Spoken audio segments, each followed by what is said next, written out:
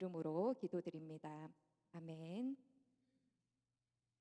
우리 이 시간 오늘 듣게 될 하나님의 말씀은 사도행전 10장 17절에서 33절 말씀입니다. 사도행전 10장 17절에서 33절 말씀 우리 한 절씩 교독하도록 하겠습니다. 사도행전 10장 17절 33절 말씀입니다. 베드로가 본 바 환상이 무슨 뜻인지 속으로 의아해 하더니 마침 고넬료가 보낸 사람들이 시몬의 집을 찾아 문 밖에 서서 불러 묻되 베드로라 하는 시몬이 여기 유숙하느냐 하거늘 베드로가 그 환상에 대하여 생각할 때에 성령께서 그에게 말씀하시되 두 사람이 너를 찾으니 일어나 내려가 의심하지 말고 함께 가라 내가 그들을 보내었느니라 하시니 베드로가 내려가 그 사람들을 보고 이르되 내가 곧 너희가 찾는 사람인데 너희가 무슨 일로 왔느냐 그들이 대답하되 백부장 고넬료는 의인이요 하나님을 경외하는 사람이라 유대 온 족속이 칭찬하더니 그가 거룩한 천사의 지시를 받아 당신을 그 집으로 청하여 말을 들으려 하느니라 한데 베드로가 불러들여 유숙하게 하니라 이튿날 일어나 그들과 함께 갈새 욥바에서 온 어떤 형제들도 함께 가니라. 이튿날 가이사랴에 들어가니 고넬료가 그의 친척과 가까운 친구들을 모아 기다리더니 마침 베드로가 들어올 때에 고넬료가 맞아 발 앞에 엎드려 절하니 베드로가 일으켜 이르되 일어서라 나도 사람이라 하고 더불어 말하며 들어가 여러 사람이 모인 것을 보고 이르되 유대인으로서 이방인과 교제하며 가까이 하는 것이 위법인 줄은 너희도 알거니와 하나님께서 내게 지시하사 아무도 속되다 하거나 깨끗하지 않다 하지 말라 하시기로 부름을 사양하지 아니하고 왔노라 묻노니 무슨 일로 나를 불렀느냐 고넬료가 이르되 내가 나흘 전 이맘때까지 내 집에서 제9시 기도를 하는데 갑자기 한 사람이 빛난 옷을 입고 내 앞에 서서 말하되 고넬료야 하나님이 내 기도를 들으시고 내 구제를 기억하셨으니 사람을 요바에 보내어 베드로라 하는 시몬을 청하라 그가 바닷가 무두장이 시몬의 집에 유숙하느니라 하시기로 함께 읽겠습니다. 내가 곧 당신에게 사람을 보내었는데 오셨으니 잘하였나이다. 이제 우리는 주께서 당신에게 명하신 모든 것을 듣고자 하여 다 하나님 앞에 있나이다. 아멘. 네, 오늘 말씀은 어제 말씀에 이어서 고넬료와 베드로와의 만남에 대한 이야기입니다. 우리 성도님들도 하나님께서 주시는 그 특별한 꿈을 꾸시거나 환상을 보신 분이 계신가요? 우리 하나님께서 이렇게 특별한 꿈을 주시거나 환상을 보신 분들은 그 하나님의 음성이 있고 하나님의 그 메시지, 의미가 있기에 아주 오랫도록 기억에 남고 생각이 나게 될 것입니다. 그렇지 않아도 우리가 매일매일 하룻밤 자고 일어나서도 우리는 꿈을 꾸게 됩니다. 그 꿈을 꾸게 되면 우리는 그 아침에 또 하루 정도는 우리가 생생하게 기억할 수 있지만 하루 이틀 3일 시간이 지날수록 우리는 그 꿈을 잊어버리게 됩니다.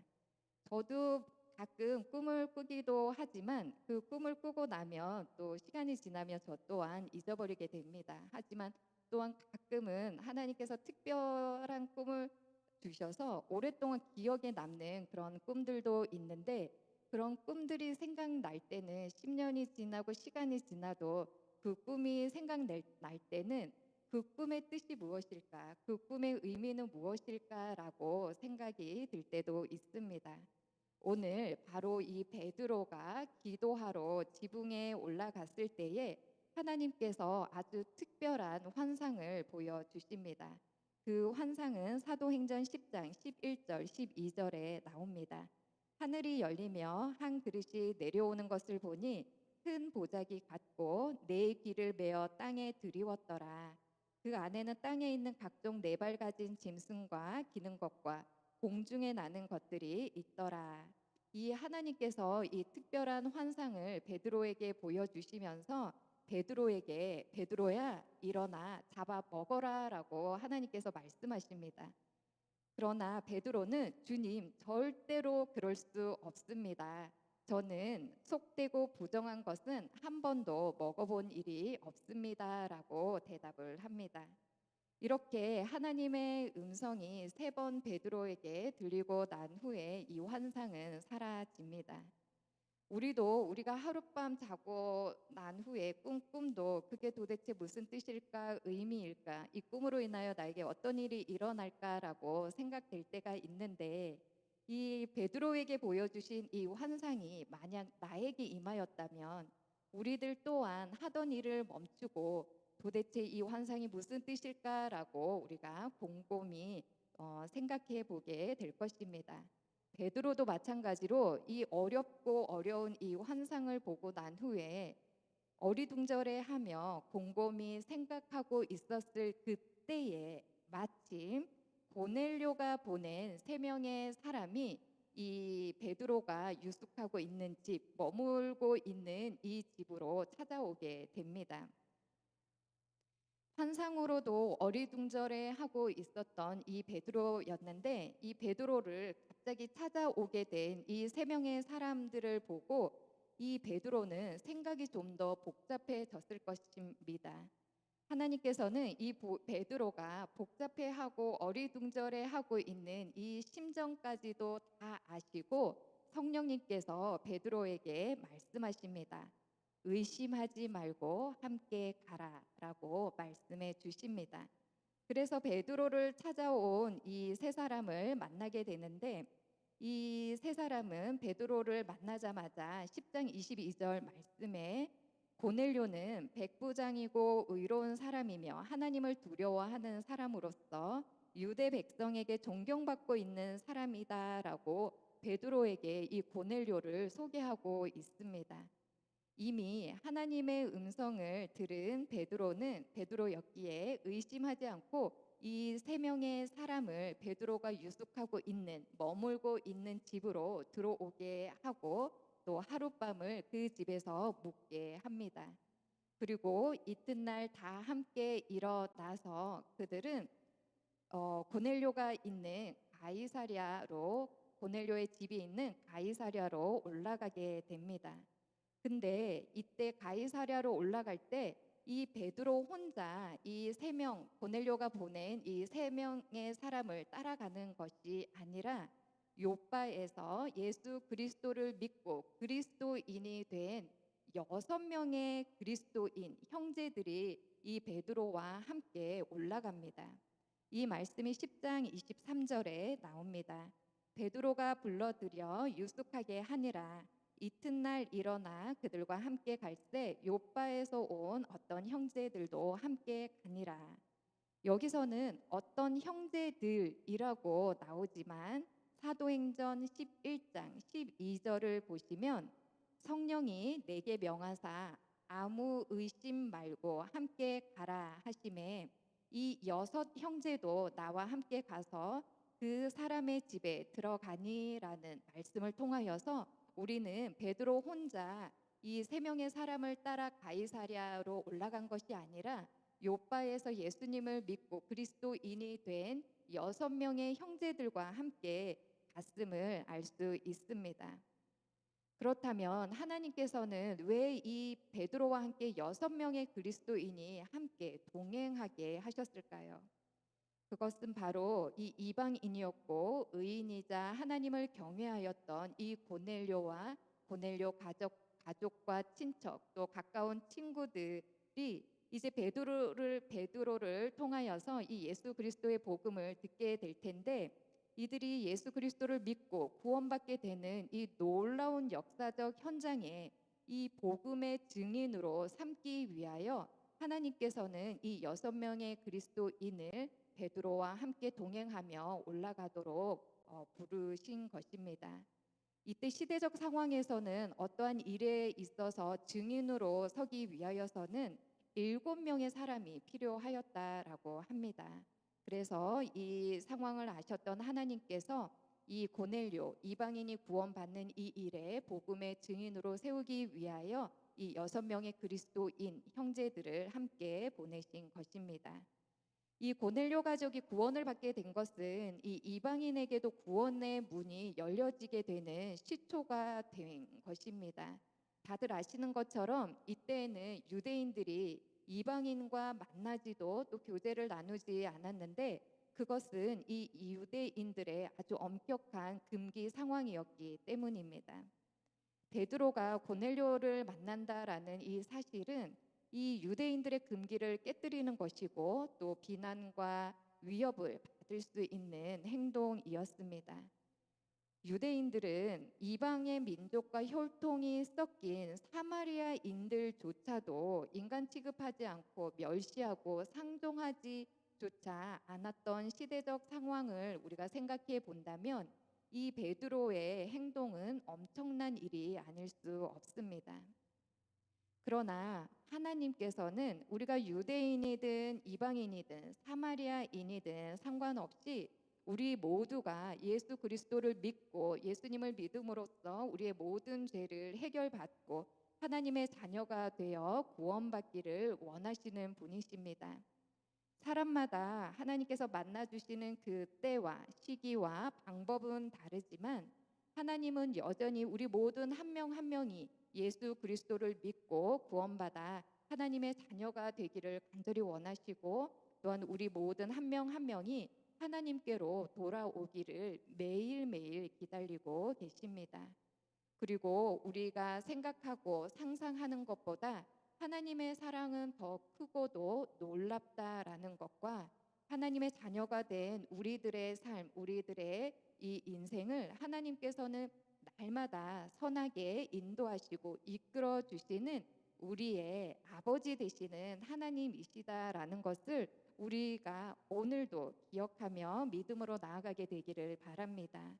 기독교 역사상 최초로 이방인에게 복음이 전하여진 일은 사도행전 8장에 나오는데, 이 빌립 집사가 광야의 길을 가다가 에티오피아 내시를 만나서 그에게 복음을 전합니다. 에티오피아 내시에게 예수 그리스도의 복음을 전하였을 때 그 내시가 그 복음을 믿음으로써 믿고 또 그 자리에서 바로 세례를 받음으로써 이 내시는 예수님을 믿고 그리스도인이 되게 됩니다. 그런데 이 일은 광야의 길에서 아무도 없을 때 이 에티오피아 내시와 빌립 집사 두 사람 1대1 만남으로 인해서 이루어진 구원의 역사였다면, 이 베드로가 이방인이었던 고넬료 가정 그 집에 찾아가서 복음을 전함으로써 고넬료는 물론 그의 가족과 친척 그리고 가까운 친구들 모든 사람들이 그룹으로 단체로 이 복음을 받아들이고 구원받게 된 이 일은 바로 고넬료 가정에서 처음 일어난 일입니다. 이 엄청난 구원의 역사적 일을 이루시기 위하여서 하나님께서는 베드로에게 미리 환상을 보여주셨고, 또 환상을 보고 난 후 바로 그때 마침 고넬료가 보낸 사람들이 이 베드로가 묵고 있었던 유숙하고 있었던 집에 도착하였고, 또 50km나 떨어져 있는 이 가이사랴로 고넬료 집으로 갈 때 이 6명의 그리스도인과 동행하게 하여 주셨고, 또 고넬료 역시 환상을 통하여서 이 복음을 들을 수 있는 마음의 준비를 시켜 주신 것은 바로 우리를 구원하시기 위한 하나님의 친밀하신 그 계획이 있었다라는 것을 우리는 볼 수 있습니다. 하나님을 믿는 자들에게는 우연이 없습니다. 우연인 것처럼 보이지만 우리의 삶은 하나님의 놀라우신 계획과 섭리하심 가운데 우리는 살아가게 됩니다.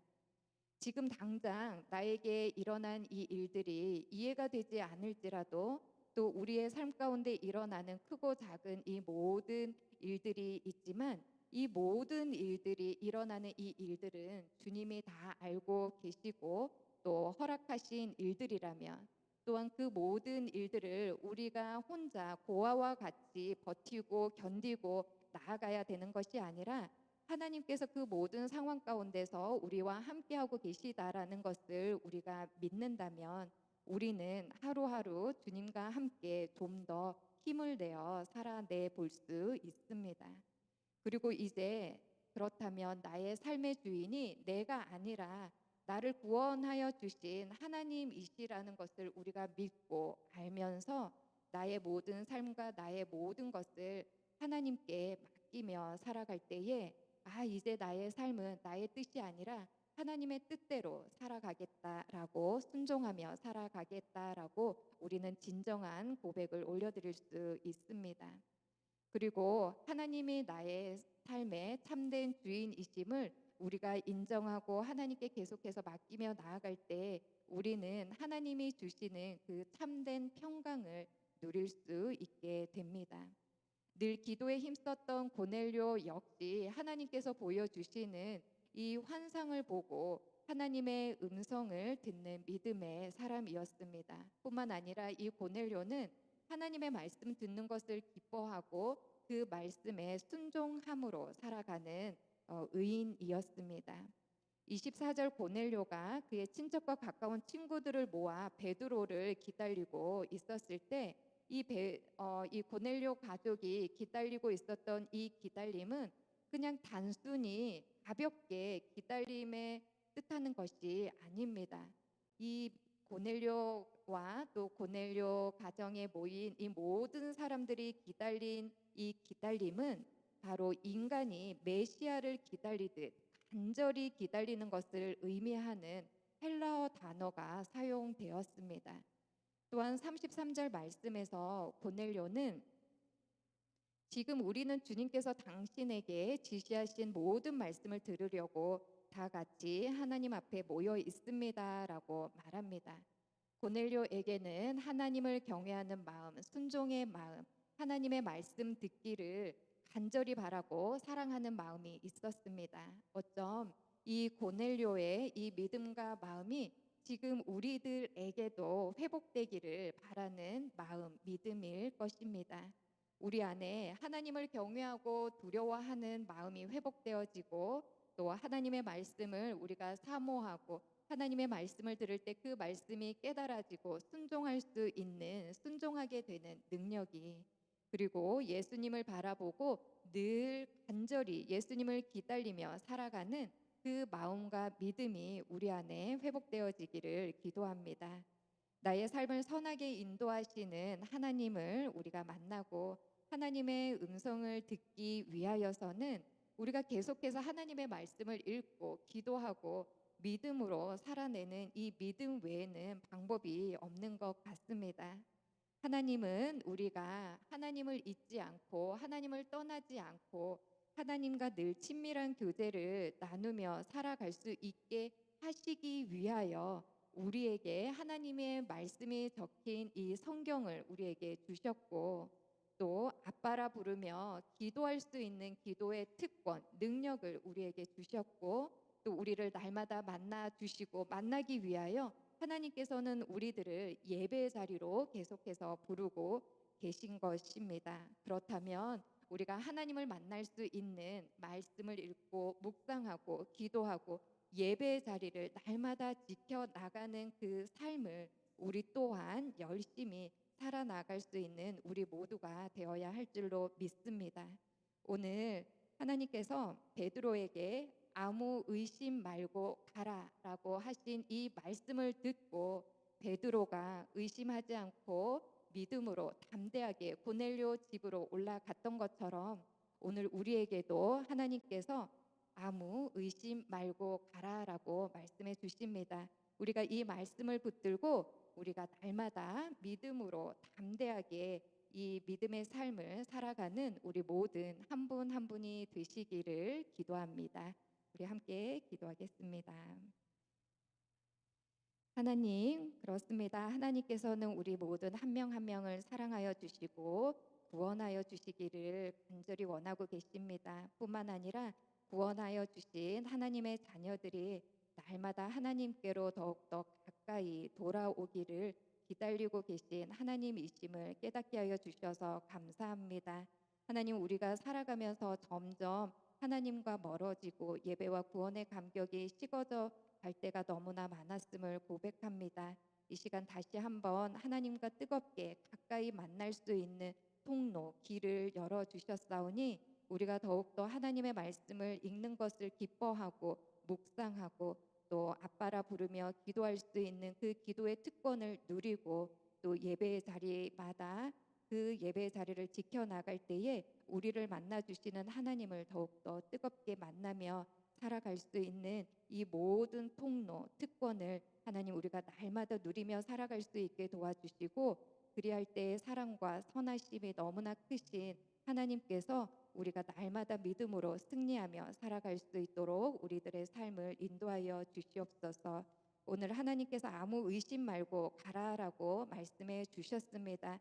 하나님만 붙들고 나의 삶의 주권자 되시는 오직 하나님을 믿고 의심하지 않고 이 믿음의 길을 주님과 함께 걸어가겠습니다. 이렇게 결단하는 우리 모든 한 사람 한 사람 이 믿음의 삶 온전히 살아낼 수 있도록 성령님께서 성령 충만함의 은혜를 부어주시고 날마다 우리들의 손을 꼭 붙들어 주시기를 기도드립니다. 하나님께 모든 감사와 영광 올려드리며 예수 그리스도 이름으로 기도드립니다. 아멘. 하늘에 계신 우리 아버지여, 이름이 거룩히 여김을 받으시오며 나라에 임하옵시며 뜻이 하늘에서 이루어진 것 같이 땅에서도 이루어지리이다. 오늘날 우리에게 일용할 양식을 주옵시고 우리가 우리에게 죄 지은 자를 사하여 준 것 같이 우리의 죄를 사하여 주옵시고 우리를 시험에 들게 하지 마옵시며 다만 악에서 구하옵소서. 내게 나라와 권세와 영광이 아버지께